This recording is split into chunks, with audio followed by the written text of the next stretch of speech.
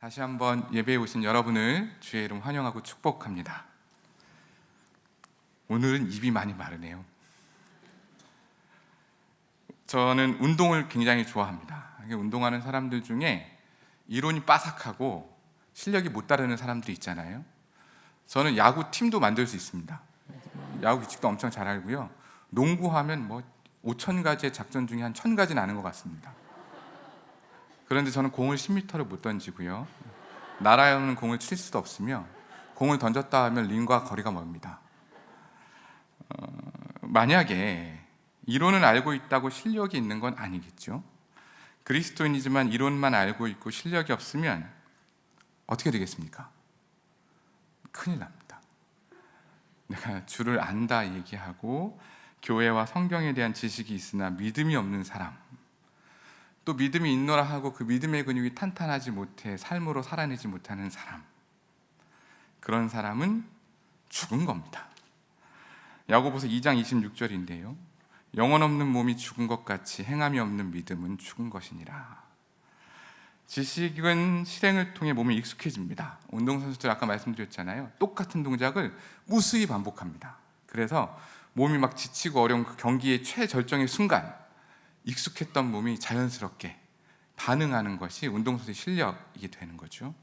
마찬가지로 우리도 고난 중에 주를 바라볼 수 있는 담대한 믿음을 갖기 위해 행동해야 합니다. 믿음의 근육을 튼실히 하기 위해 반드시 행함이 필요합니다. 그런데 나는 조금 믿음이 없는 것 같은데 걱정이 되시죠? 내 순종의 행함은 조금 거리가 먼 것 같은데 그래도 걱정하지 마십시오. 하나님께서는 거듭났다면 우리를 그리스도의 장성한 분량까지 자라게 하실 겁니다. 에베소서 4장 13절인데요. 우리 한 목소리로 읽어볼까요? 시작. 아는 일에 하나가 되어 온전한 사람을 이루어 그리스도의 장성한 분량에 충만한 데까지 이르리니. 아멘. 모두 다 그리스도의 장성한 분량까지 자랄 것입니다. 소망이 되지 않습니까? 이 말씀 붙들고 우리 아브라함을 함께 좀 묵상했으면 좋겠습니다.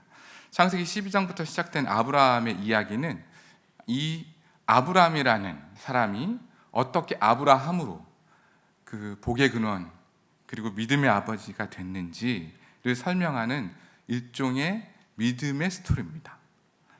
여러 가지 많이 보셨죠? 결국엔 어떻게 되죠? 100세의 아들을 얻는 오늘 이 절정으로 향해 가는 축복을 얻게 되고요.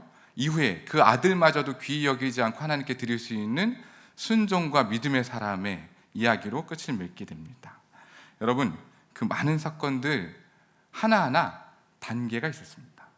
갑자기 그 아들 바칠 수 있는 믿음 안 됩니다.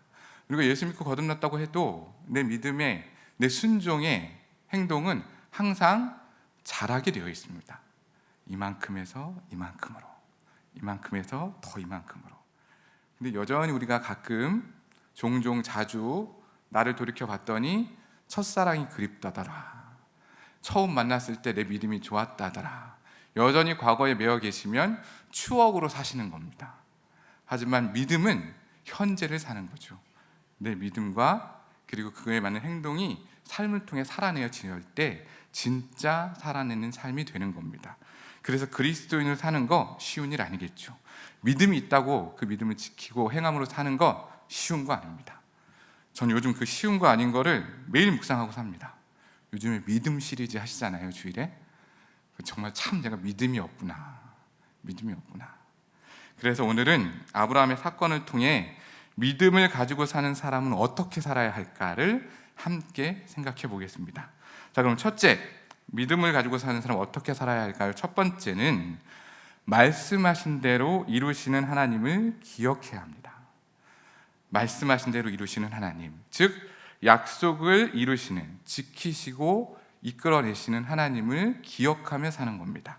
1절과 2절 말씀인데요. 우리 한 목소리로 읽어보겠습니다. 시작. 여호와께서 말씀하신 대로 사라를 돌보셨고 여호와께서 말씀하신 대로 사라에게 행하셨으므로 사라가 임신하고 하나님의 말씀하신 시기가 되어 노년의 아브라함에게 아들을 낳으니. 자, 보십시오. 말씀하신 대로가 1절에 2번 나오죠. 자, 말씀하신 대로, 그리고 2절에 말씀하신 시기가 되어 랍니다. 자, 주목할 표현 중에 하나는 하나님께서 말씀하신 대로 사라를 돌보셨다 이렇게 나와요. 이 돌보다라는 표현은 히브리어로 파카드라고 얘기하는데요. 주로 언제 많이 쓰이시냐면 하나님의 직접적이고 적극적인 관심과 보호를 담을 때 쓰는 표현입니다. 원래 뜻은 방문하다는 뜻이에요. 그러니까 창세기 17장에 이제 사라의 나이 80, 아브라함이 99세 때 사라가 89세가 되겠죠. 그때 다시 찾아오셔서 내년 이맘때 너에게 아들이 있을 거다 이렇게 약속하시는 장면을 전주에 배웠습니다. 다 기억나시죠? 네, 전주 정도는 다 기억하셔야 됩니다. 저희가 3년 전, 4년 전 얘기 묻는 거 아니니까요. 그래서 그 약속을 하나님이 이루신다는 의미로 돌보셨다 표현하는 거예요. 방문하셨다라는 뜻으로 돌보셨다. 그럼 돌보신 내용은 뭐예요? 아들을 주신 겁니다. 아들을 주셨어요. 그래서 말씀하신 대로 행했다라고 나오는 거죠. 그리고 임신하고 말씀하신 시기가 돼요. 약속했던 시기가 어디죠? 내년 이맘때였잖아요. 실제로 아들을 얻게 되었습니다. 창세기 17장 19절에 하나님 이르시되 아니라 내 아내 사라가 내게 아들을 낳으리니 너는 그 이름을 이삭이라 하라. 내가 그와 내 언약을 세우리니 그의 후손은 영원한 언약이 되리라. 이렇게 약속하신 대로 이루었습니다. 이 약속이라는 말, 이 말씀하신 대로를 똑같은 표현하면 약속하신 대로라는 같은 표현이에요. 이 창세기 17장 제가 잠깐 읽어드렸지만 이 17장에 이 약속이라는 말만 13번 나옵니다. 그만큼 아브라함에게 후사에 관해 약속하실 때 자주 언급되는 이 약속, 이 말씀하신 대로가 삶을 통해 나타났다. 근데 정말 쉬운 시간은 아니었던 거죠. 자, 생각해 보십시오. 전주 전에 아브라함이 시작할 때 아브라함이 처음에 12장에 부름받아서 떠나잖아요. 첫 번째 사건이 뭐냐면 바로 왕한테 갔을 때 그 아내를 오빠라고 불러라 해서 교회 오빠의 시작을 보여줬잖아요. 자기가 살려고. 근데 하나님 또 건져주셨죠. 그런가 하면 또 그 하나님 또 약속을 받아요. 15장에 너로 큰 민족을 이루게 하겠다. 그런데 기다리다 못해 86세에 누굴 낳습니까? 이스마엘을 낳습니다. 그 표현할 때 어떻게 나오냐면요, 사라가 하나님이 내게 자녀를 허락하지 않으시니 네가 내 몸종과 함께 널 씨로 아들을 얻어라. 그게 하나님의 말씀의 성취라고 믿었던 거죠. 86세에 이스마엘을 얻습니다. 하나님의 약속에 자기의 생각이 들어가기 시작했죠. 또 비슷한 일을 한 번 더 하죠. 지난주에 아비멜렉이 가서 나를 오빠라고 불러라. 또 교회 오빠를 소환시키는 극도의 두려움과 불안한 상황의 연속이었습니다. 그런데 보십시오. 아브라함이 약속하신 말씀을 기다리는 총 시기는 대략 25년입니다. 여러분 25년 정도 기도하고 기다리신 기도 제목 있으세요? 이쯤 되면 기다릴만 한가요? 그 과정 안에 아브라함이 그렇게 기다릴 수 있었던 것은 하나님께서 그 약속을 이루시기 위해 주도적으로 개입하셔서 그를 구원하시고 인도하시고 이끌어내셨기 때문입니다. 그러니까 하나님은 말씀하신 것, 약속하신 것을 우리에게 이루시는 하나님을 기억할 때 우린 비로소 믿음이 있다라고 얘기하는 겁니다. 여러분 그쯤은 하셔야 됩니다. 25년쯤. 당장 99세에 내년에 아들이 있을 거라 안 믿습니다. 하나님 직접 찾아가. 그래서 사라가 어떻게 해요? 피식 웃죠. 이런 웃음이었겠죠. 피식.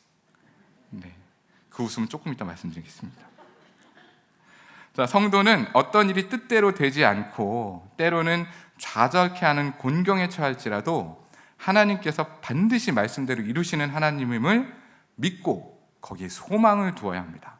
우리의 생각과 우리의 계획이 아니라 하나님의 뜻과 언약을 믿고 나아갈 때 비로소 하나님의 일하심을 우리가 함께 체험하게 되는 겁니다. 히브리서 6장 17절입니다. 하나님은 약속을 기업으로 받은 자들에게 그 뜻이 변하지 아니함을 충분히 나타내시려고 그 일을 맹세로 보증하셨나니. 그 일을 충분히 나타내십니다. 약속을 받은 자들에게. 할렐루야. 여기서는 아멘 하셔야 됩니다. 그래야 조금 믿음이 있는 거예요. 아멘 안 하시는 순간 내가 믿음이 조금 떨어진 걸 수도 있어요. 자, 여기서 제 간증 하나로 마치겠습니다. 제가 풀타임 사역자, 아니 목회자로 부름 받아가지고 올해 11년 차거든요. 그런데 처음에 제 소명에 대한 기도를 할 때 주님이 저한테 두 가지 말씀을 주셨는데, 디모데후서 1장 11절 말씀이었어요. 내가 이 복음을 위하여 선포자와 사도와 교사로 세우심을 입었다. 그 다음 신명기 4장 10절 말씀을 통해서 내게 이르기를 나에게 백성을 모으라. 내가 그들에게 내 말을 들려주어 세상 사는 동안 나를 경외하게 배우게 하겠다. 뭐 이런 말씀 주셨습니다. 저는 이제 다 말씀 받았어요. 근데 확신이 없었거든요. 저희 교회에 청년부 담당 목사님이 교회를 그만두시고 제가 사역을 할지 말지 고민할 때 저한테 전화가 왔습니다. 저는 그분의 전화를 먼저 건 적도 없고 제가 먼저 받은 적도 그때가 처음이었습니다. 교회를 그만두시고 나갔으니까요. 갑자기 전화를 저한테 하시는 거예요. 아, 용진 형제. 네, 어쩐 일이십니까? 그만둔 지 한참 되셨는데, 네, 내가 지금 청계산에서 기도하고 내려오는 길인데 하나님이 용진 형제한테 신학을 하라는 거야. 그래서 제가 정확하게 얘기했습니다. 그건 제가 기도하고 결정할 테니 넣어두십시오. 제가 기도하고 결정하겠습니다. 그리고 저는 목회 길로 들어섰습니다. 이 정도면 확신 있어야 되잖아요. 3년쯤 되니까 확신이 흔들리기 시작했습니다. 제가 생각한 목회와 실제로 참 너무 달랐어요. 저는 매일 복음 전하고 사람들하고 매일 교제하고 성경 공부할 줄 알았는데 매일 새벽 기도 차량 운행하고 매일 기획서 쓰고 매일 행사 준비하고 이거는 좀 뭔가 아닌 것 같은 생각이 들었어요. 때마침 제일 핵심은 청년부 수련회인데 외부에서 엑치 29라는 그 시간감 빌려서 이제 외부 강사 모셔서 했는데요. 내가 이 사역을 끝나면 그만두리라. 도망가고 싶은 마음이 많았습니다. 그때 제가 이름도 처음 듣고 만나기도 처음 했던 그 케냐 선교사님이었어요. 이문미 선교사님이라고 나름 유명하신 분이잖아요. 이분 라이딩하는 일이 제 역할이었는데 이분이 이제 집회를 마치고 가시는데 갑자기 차를 세워달라는 거예요. 저한테 하나님이 기도를 해주길 원하셨답니다. 저는 원한 적이 없는데 그분이 강권적으로 기도를 원하셨어요. 그래서 제가 알겠습니다. 이제 순종은 잘하니까 순종을 딱 하고 차를 세웠죠. 그런데 기도를 해주시는데 제가 알 수 없는 방언으로 막 기도를 하신 다음에 마지막에 우리말로 해주시는데 내가 너의 길을 예비하고 준비했는데 어디로 가려고 하느냐. 이 정도면 확신이 있겠죠? 도망 못 치겠죠? 제가 그때 아멘으로 받고 못 도망가고 여기까지 있습니다. 저는 도망갈 기회를 호심탐탐 노렸으나 주님은 그걸 이루십니다. 이 복음을 위해 저의 세우심을 입었다. 여러분, 믿음이 있지만 말씀이 더디 이루어지는 상황이 오면 우리는 불안하고 초조합니다. 침례 요한은 안 그랬을까요? 누가복음 7장에 침례 요한이 옥에 갇히는 장면이 있습니다. 그리고 불안했을 거예요. 언제고 죽어도 문제없는 상황이 펼쳐집니다. 그때 침례 요한이 제자 2명을 예수님께 보냅니다. 침례 요한은 어떤 사람이었죠? 예수님을 보면서 침례를 베풀었잖아요. 보라, 세상 짐을 지고 가는 어린 양이다. 이렇게 막 간증했던 사람이 예수님께 가서 물어보라는 겁니다. 우리가 기다릴 분이 당신이 맞습니까? 아니면 다른 누군가를 기다려 합니까? 그러자 예수님이 듣고 극노하시진 않았습니다. 그러면서 어떻게 풀어주셨냐면 이사야 29장 18절 말씀을 인용하시면서 누가복음 7장 22절 23절에 눈먼 자가 보게 되고 그리고 그 가난한 자에게 복음이 전해진다 하라. 이 말씀을 통해서 그의 불안과 염려를 확신으로 바꿔주셨습니다. 즉 이사야에 예언됐던 말씀하신 대로 예수님의 성취를 알려주셨습니다. 그때 비로소 침례 요한도 확신 가운데 죽음을 겸허히 받아들이게 되었죠. 여러분, 우리에게 약속하신 말씀은 반드시 이루어집니다. 할렐루야. 비록 더딜지라도 반드시 이루시는 하나님을 우리는 믿습니다. 흔들리지 않으시기를 주의 이름으로 축원합니다. 두 번째입니다. 믿음을 가지고 사는 사람들은 어떻게 살아야 할까? 두 번째는 기쁨을 나누고 전해야 합니다. 자, 6절 말씀인데요. 펴놓으셨으니까 함께 읽겠습니다. 시작. 사라가 이르되 하나님이 나를 웃게 하시니 듣는 자가 다 나와 함께 웃으리로다. 자, 아들 이름을 이삭으로 지었죠. 이름은 뭐였습니까? 피식이었습니다. 이름 이삭으로 지은 이유는 17장에 나와요. 내가 내년에 아들이 있을 거다. 말도 안 돼. 이래서 이름이 이삭이었습니다. 웃음. 생각해 보십시오. 그가 웃었다라는 뜻을 가지고 있는 이삭의 의미는 하나님이 사라를 통해 그동안에 있었던 여러 가지 어려움, 어떤 게 있었죠? 남편 따라 고생했잖아요. 잘 살던 집을 떠났잖아요. 거기다가 어떤 왕한테 첩으로 갈 뻔했잖아요. 2번이나. 그 정도면 그 마음에 상처가 없겠습니까? 아니, 어떤 아내가 속이 좋아가지고 자기를 다른 남자한테 보내고 너 오빠라고 해 이렇게 하면 기분 좋겠어요? 기분 좋으시겠어요? 남편한테 오빠라고 하라고 들으면? 아니잖아요. 그 마음에 수치가 엄청 많았을 겁니다. 또 90세예요. 결혼한 지 얼마나 된지 안 나왔지만 오랜 시간 고대 근동에서 자식이 없다는 건 하나님께 복을 못 받은 겁니다. 손가락질 당하는 일이에요. 그러니 그의 수치와 고통과 상처가 이삭의 탄생으로 말미암아 전혀 다른 것으로 바뀌게 된 거죠. 그 전까지 이삭을 얻을 거다라고 얘기했던 그 비웃음과 조롱의 웃음이 환희와 기쁨의 웃음으로 바뀌게 된 겁니다. 아들 이삭의 탄생은 그런 의미가 있어요. 또 사람들이 진짜 아브라함이 노년에 100세의 아들을 얻었다. 이건 도대체 인간적인 방법으로 할 수 없는 놀라운 사건이잖아요. 지금 아브라함 남의 땅에 들어와 살고 있죠. 그 주변에는 많은 사람들에게 소문이 퍼져 진짜 하나님의 살아계심을 증거하는 삶이 아브라함이 되었던 겁니다.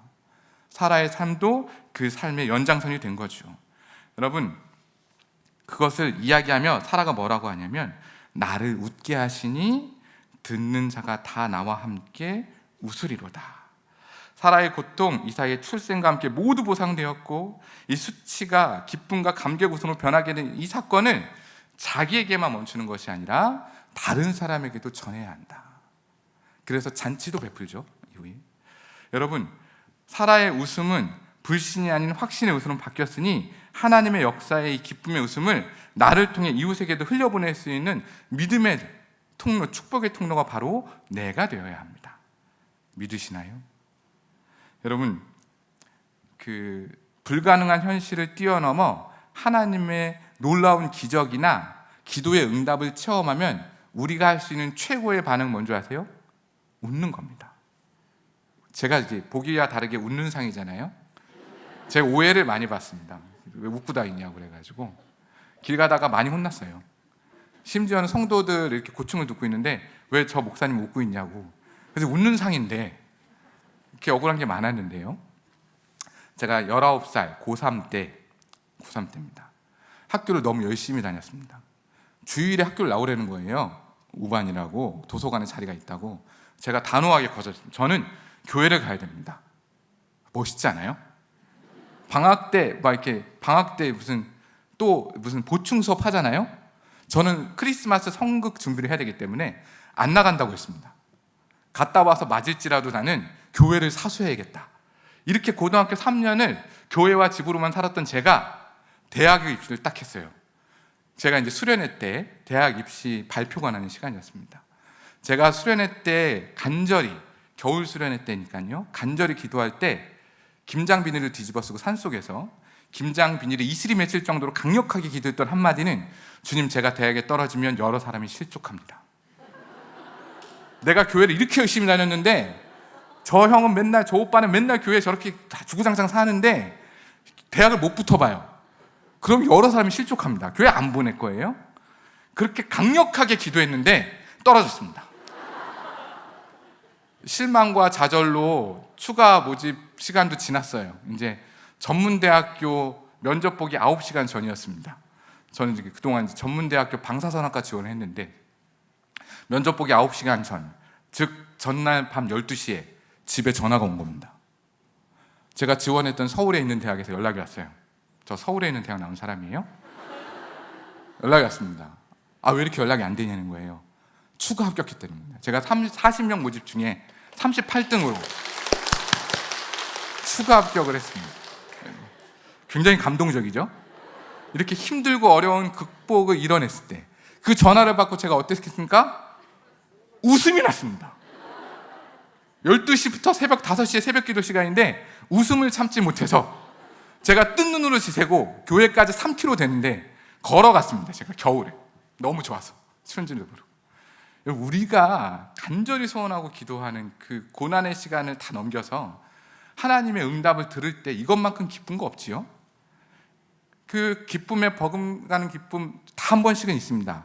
예수님 만나셨을 때 너무 기쁘지 않으셨어요? 너무 행복하고 좋은 시간 아니었습니까? 근데 너무 행복하고 좋은 시간 왜 자기만 가지고 계세요? 우리는 VIP 태신자 전도를 위해 명단을 제출하셨습니다. 그리고 그 이름을 놓고 기도하죠. 근데 안 돼요. 제가 몇 년을 해봤는데 안 됩니다. 꼭 있습니다, 여러분. 그리고 제가 몇 년을 해가지고 더 이상은 그 전도에 이름을 넣을 사람이 없어요. 이렇게 얘기하시는 분 꼭 있지요? 네, 그러실 겁니다. 근데요, 전화기 딱 열어서 전화번호 보십시오. 내가 10년 만에 처음 전화를 걸어야 될 것 같은 이름이 보이실 수 있습니다. 몇 년 만에 한 번 보는 그 이름, 그가 여러분의 VIP일 수도 있습니다. 그리고 그에게 연락하셔서 이 기쁨을 함께 나누자고 강력하게 권면하시는 겁니다. 그래서 그 기쁨 함께 나누고 누리는 것이 내가 믿음으로 행하는 순종의 결정체일 수도 있습니다. 그래서 오늘 이후로 집에 다 가실 때 VIP에게 꼭 전화하시기를 주의 이름으로 부탁드립니다. 안 하시면 순종 안 하시는 거고요. 명단 안 내시는 거 순종 안 하시는 겁니다. 네, 이건 협박은 아니고 권면입니다. 네. 자, 그렇다면 믿음을 지키고 사는 사람들은 어떻게 살아야 할까요? 세 번째입니다.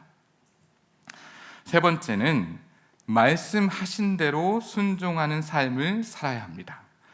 자, 말씀하신 대로 순종하는 삶을 살아야 합니다. 굉장히 뻔한 얘기들 하고 있죠, 지금?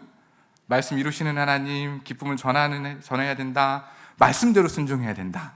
자, 저는 이 부분이 굉장히 은혜가 있었는데요. 9절부터 11절 말씀을 제가 읽어드리겠습니다. 사라가 본즉 아브라함의 아들 애굽 여인 하갈의 아들이 이삭을 놀리는지라. 그가 아브라함에게 이르되 이 여종과 그 아들을 내쫓으라. 그 종의 아들은 내 아들 이삭과 함께 기업을 얻지 못하리라 하므로 아브라함이 그의 아들로 말미암아 그 일이 매우 근심이 되었더니. 자, 이제 역사의 주인공은 아브라함에서 이삭으로 옮겨졌습니다. 백세에 나왔잖아요. 젖될 무렵에 잔치를 베풀었습니다. 너무 신났으니까요. 자, 잔치의 주인공은 이삭이었죠. 그럼 그 중에 낙동강 우리 아들은 누가 됐을까요? 이스마엘입니다. 내가 원래 맏아들이고 아브라함의 아들로 상속자인데 아무도 내게 관심을 갖지 않아요. 그리고 저 꼬맹이, 저 젖된 지 얼마 안 된 저 녀석이 지금 아브라함이 86세의 아들을 얻었잖아요. 얘 지금 14세였고요. 아브라함 이삭이 태어났을 때 지금 한 2, 3년 지났을 테니까 16세나 15세 정도 됐겠죠. 젖된 후니까. 제일 무서운 중2 때입니다. 중2가 얼마나 무서운지 아시죠? 그 나이 때 이 친구는 세상에 무서울 게 없는데 이 조그만 아기가 내 지위와 역할을 모두 뺏어갔습니다. 화 날까요? 안 날까요? 날 수 있습니다. 거의 놀리는지라지만 개역 한글판에는 희롱하는지라로 나와요. 이거는 비웃다라는 표현도 있고요. 굉장히 억압적이고 위협적인 태도로 그를 대했다라는 뜻이 들어있어요. 사라가 보고 놀란 겁니다. 왜냐하면 사라에겐 한 번의 경험이 더 있거든요. 그 엄마가 하갈이 임신했을 때 업신여겼잖아요. 그때 엄청 자존심 상해가지고 막 이런 말 하지만 막 뭐라고 했잖아요. 한 번 내쫓았는데. 근데 그 아들이 내 아들에게 또 그런 겁니다. 사라가 화가 날까요? 안 날까요? 엄청 나겠죠? 그래서 아브라함한테 따지는 겁니다. 이제 아브라함은 굉장히 그 아내 말을 잘 듣는 사람이에요. 그렇죠? 따지는 거예요. 그런데 어떤 말로 따지냐면 그를 내어쫓으라. 내어쫓으라 얘기할 때 하나님이 여종과 그의 아들 내쫓. 이 종의 아들은 내 아들 이삭과 함께 기업을 얻지 못하리라. 하나님이 그렇게 얘기하셨습니다. 자기가 너무 화가 나니까 화를 얘기할 때 그렇게 얘기하는 겁니다. 근데 이 주의해야 될 건 사라가 믿음이 너무 좋아가지고 말씀을 인용해서 한 걸 수도 있겠지만 아닐 수도 있습니다. 너무 화가 나면 자기의 의견을 정당화시키기 위해 말씀을 갖다 끌어붙일 수도 있어요. 정말 그럴 수 있잖아요. 가령 이런 사람들이 있어요. 저희 목사님, 지금 모든 사람들이 다 이 결정에 불안해합니다. 목사님, 지금 다 사람들이 힘들어하고 있어요. 그럼 몇 명 정도 힘들어하십니까? 2명 정도 힘들어요. 2명 얘기하는데 전부인 것처럼 얘기하는 거죠. 그러면서 하나님이 나보고 이렇게 가라고 얘기하셨으니까 이 말씀대로 꼭 하셔야 됩니다. 하나님이 누구에게 얘기하셨습니까? 저한테만 얘기하셨어요. 그러니까 자기의 감정, 분노, 자기의 이익을 위해 얼마든지 사람은 말씀을 자기의 것으로 왜곡해가지고 갖다 붙일 수가 있어요. 이런 사람들 조심해야 됩니다. 가끔 목사님들 그렇게 얘기하실 때 저는 안 그렇습니다. 저는 신실한 목회자니까. 혹시 주변의 목자들이 뭐 이렇게 얘기할 때 중요한 건 하나님은 그럼에도 불구하고 이 사라의 얘기를 들으시고 어떻게 해요? 그 말씀대로 따르라고 아브라함에게 얘기하십니다. 근데 따르라고 얘기하시기 전에 11절에 뭐라고 그래요? 아브라함이 그의 아들로 말미암아 그 일을 매우 근심하게 되었다. 그냥 근심이 아니라 매우 근심이에요. 매우 근심은 뭐냐면 나는 하지 않겠다라는 의지를 표현한 겁니다. 이 일 도저히 못하겠다. 생각해 보세요. 아브라함 입장입니다. 아브라함은 이렇게 생각한 거예요. 그래도 내 아들이잖아요. 10여 년 넘게 내가 키웠잖아요. 근데 어떻게 나가라고 해요? 나가라고 해요. 내어쫓으라는 얘기는요, 그냥 내어쫓는 게 아니라 이혼하다는 뜻도 있는데 법적인 절차를 통해 그의 모든 지위와 권리를 다 박탈하고 내쫓으라는 거예요. 빈손으로 나가라는 겁니다. 그 아브라함 아버지 입장에서 그게 될까요? 안 될까요? 정이 있는데. 안 그래요? 근데 어떻게 내보냅니까? 그런데 아내 말은 또 들어야 돼요. 왜요? 하나님이 들으라고 하셨잖아요. 뒤에 12절 13절에 뭐라고 하시냐면 내게 이른 말을 다 들으라 이렇게 얘기해요. 다 들으라. 여기 내게 이른 말을 다 들으라 직역하면 그녀의 목소리를 너는 들어라. 이 말은 너는 무조건 그가 말한 그대로 행해라 라는 명령입니다. 이건 해야지 말아야지가 아니라 무조건 하라는 뜻이 숨겨져 있어요. 그러니까 아브라함 속에 엄청난 근심이 되는 겁니다. 정도 있지. 말씀을 따라야 되지. 말씀을 따르면 자기가 감당해야 될 이 손가락질 있잖아요. 저거 지 아들도 저거 버리는 저 녀석. 사람들의 생각은 안 할까요? 그러니까 이 두려움과 공포가 자기가 엄습하고 있는 겁니다. 이 안에 갈등이 너무 심한 거예요. 제가 이 비슷한 갈등을 얼마 전에 했는데요. 아이가 잘못을 했어요. 엄마는 아이에게 벌을 줘야 됩니다. 그래서 잘못을 수정하도록 훈육을 해야 돼요. 근데 아빠는 벌을 받을 때 얼마나 고통스러운지 알아요.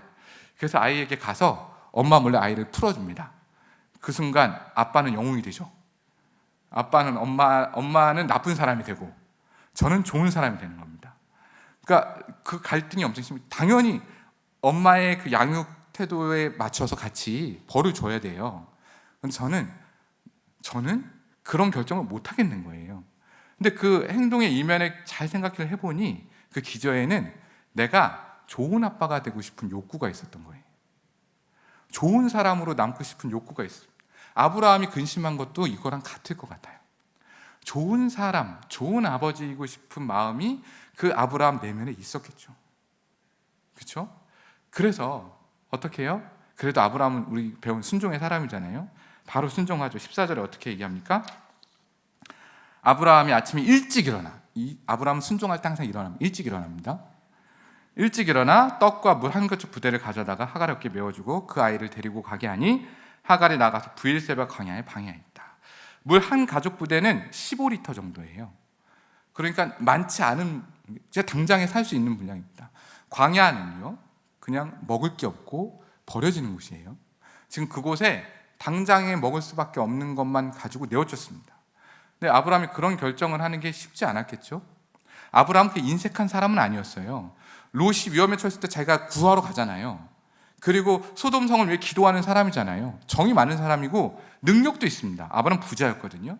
그러니까 자기 아들이니까 아브라함이 이삭을 그냥 이스마엘을 그냥 나가라고 하는 것이 아니라 그에게 사람을 붙여줘요.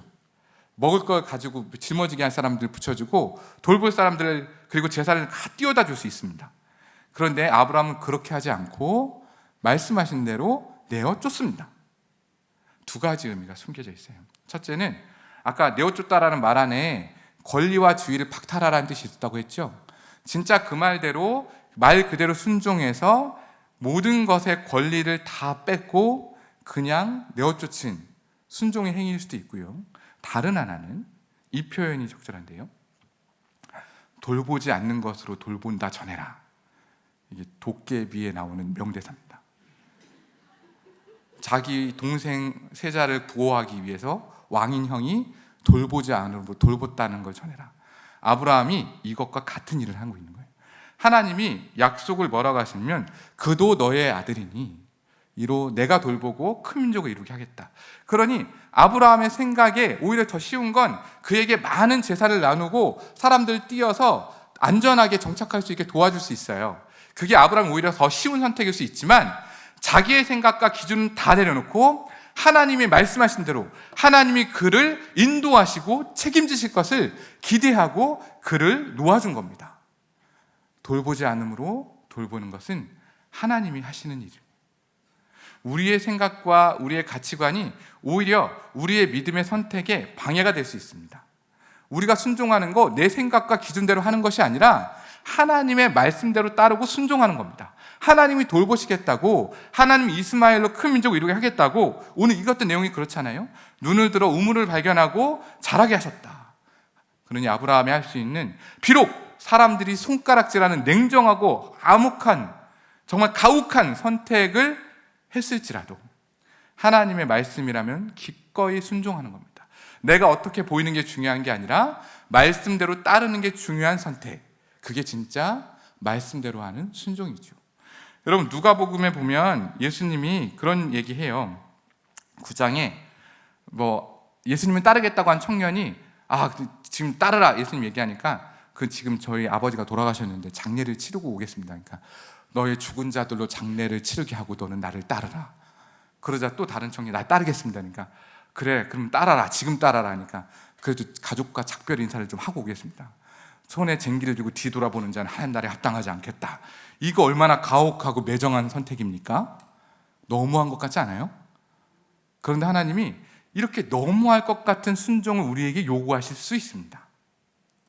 이 단계를 넘어야 아브라함은 어떻게 해요?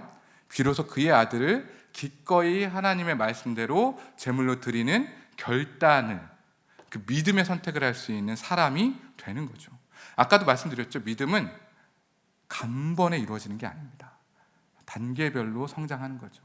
아브라함이 그렇게 아브라함에서 아브라함으로 이름을 바꿔주시고 그의 선택이 자기 중심의 사람들 안에 평판이 중요했던 사람이었으니 이제는 하나님의 말씀을 따라 비록 인색하고 매몰차고 냉혹한 결정을 했을지라도 하나님의 말씀이면 따르겠다는 의지의 사람으로 변화시켜 준 겁니다. 근데 결과적으로 생각해 봅시다. 우리가 생각하는 아브라함은 그렇게 모질고 냉혹한 인간입니까? 아니죠. 우리 안에 아브라함은 믿음의 조상이요 복의 근원 아닙니까? 순종의 사람. 그러니 하나님은 그 말씀대로 이루신 그 순종을 하나님의 영광으로, 아브라함의 영광으로 바꾸어 주셨습니다.